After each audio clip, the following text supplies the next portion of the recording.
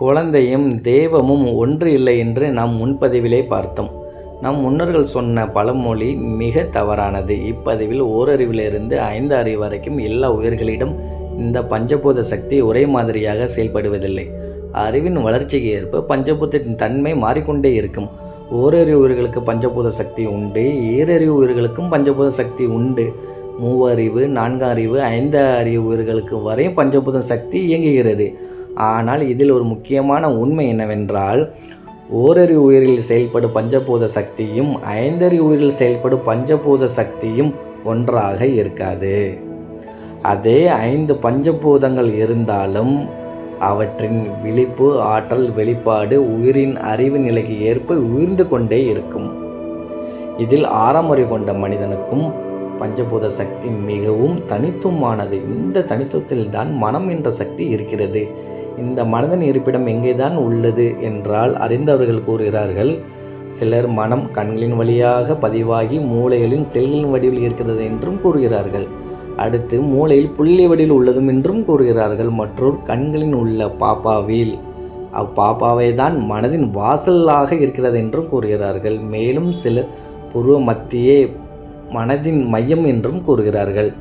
ஆனால் தத்துவஞானி வேதாத்திரி மகரிஷி போன்றவர்கள் மனம் என்பது ஒரு இடத்தில் மட்டும் இல்லாமல் அலைவடிவில் உடல் முழுவதும் பரவி இருக்கும் சக்தி என்றும் விளக்குகின்றனர். ஆனால் இவர்கள் எவருமே மனதின் இருப்பிடத்தை அறியாதவர்கள்தான்.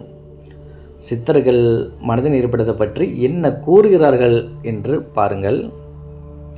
மனதின் இருப்பிடம் பல கோடி மனிதரில் ஒருவனே அறிவான். மனம் எங்கே இருக்கிறதோ அங்கேதான் உயிரும் இருக்கும்.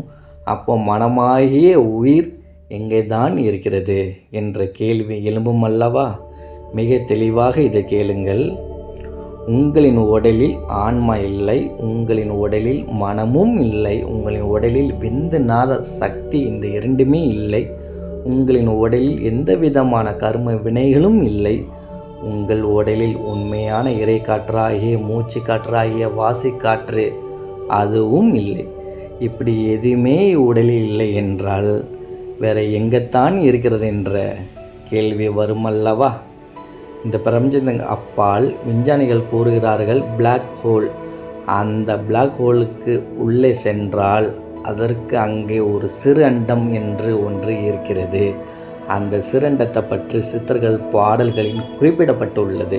அந்த சிறு அண்டம் ஒரு நுழைவாய்க்குள்ளதான் மனம், ஆன்மா, கர்ம வினைகள், விந்துநாத சக்தி மற்றும் உயிர் காற்றுகள் இவைகள் அனைத்தும் சிறு அண்டத்தில் தான் இருக்கிறது என்றும் கஞ்சாமலை சித்தரும், காகபூசண்டர் மகரிஷியும், கடைப்பிள்ளை சித்தரும், குருராஜா சித்தரும் மற்றும் மிருகண்ட மகரிஷி போன்றோரின் பாடல்களிலும் குறிப்பிடப்பட்டுள்ளது. அந்த சிறு அண்டத்திலிருந்து மனித உடலுக்கு ஒரு சூட்சமான பாசக்கயிறு ஒன்று கட்டமைக்கப்பட்டுள்ளது. அந்த பாசக்கயிறு வழியாகத்தான் கர்ம வினைகள் உடலுக்குள்ளே வருகிறது. காலத்திற்கு ஏற்ப நிகழ்வுகளை நடப்பதும் மற்றும் மன இயக்கம் நடைபெறுவதும், விந்துநாத சக்தி சுரப்பதும், உயிர்காற்றாகிய மூச்சுக்காற்றை இயக்குவதும் போன்ற அனைத்துமே இந்த பாசக்கயிறு என்ற இணைப்பின் மூலமாகவே நடைபெறுகிறது. அடுத்து மனதுக்கு வடிவமும் நிறமும் இருக்கிறது. இதை பற்றி இந்த உலகத்தில் எவருமே பேசவில்லை, எந்த குருநாதரும் சொல்லவில்லை, எந்த நூலிலும் இல்லை. ஏனென்றால் மனதின் இருப்பிடத்தை கோடில் ஒருவன் அல்ல, பல கோடில் ஒருவன் தான் அறிவான்.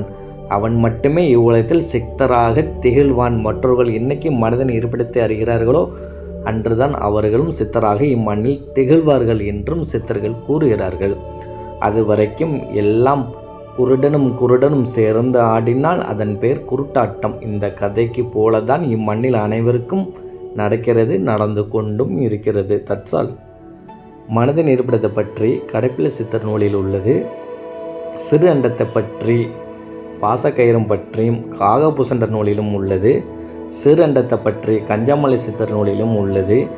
இவைகளுக்கு எல்லாம் அச்சரமாகி தாங்கி நிற்கின்ற கம்பம் என்று சொல்லக்கூடிய தீப சுழிமுனையில் பற்றியும் மிருகண்ட மகரிஷி நூலில் உள்ளது. மேலும் சிறு அண்டத்திலிருந்து உடலோடு எப்படி இணைகிறது இந்த பாசக்கயிறு என்ற ஒரு எளிய உதாரணத்தை நாம் பார்ப்போம். ஒவ்வொரு வீட்டிலும் மீட்டர் பெட்டி இருக்கும். மீட்டர் பெட்டிக்கு கரண்டு வராது. அது டிரான்ஸ்ஃபார்மரில் இருந்து தான் அந்த மீட்டர் பெட்டிக்கு மின்சாரம் வருகிறது அல்லவா? அதே போல தான் மனித உடலிலும் ஒரு மீட்டர் பெட்டி போன்றது. சிறு அண்டம் டிரான்ஸ்ஃபர் போல் அங்கே இருந்து இந்த உடலுக்கு மின்சாரத்தை கொடுக்கிறது.